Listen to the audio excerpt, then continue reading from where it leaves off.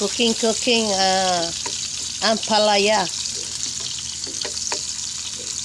First, salt the onions and garlic, and then ampalaya,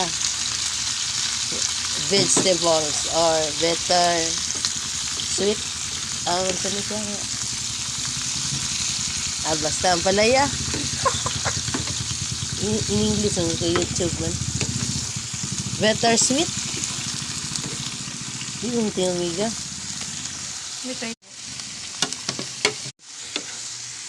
Ano ra din na para dili makuan no. Di siya mapait no. Baga gani kayo imong kon paghiwa.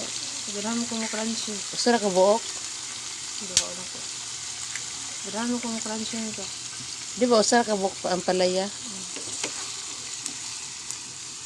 Murag hakfok style ako nito.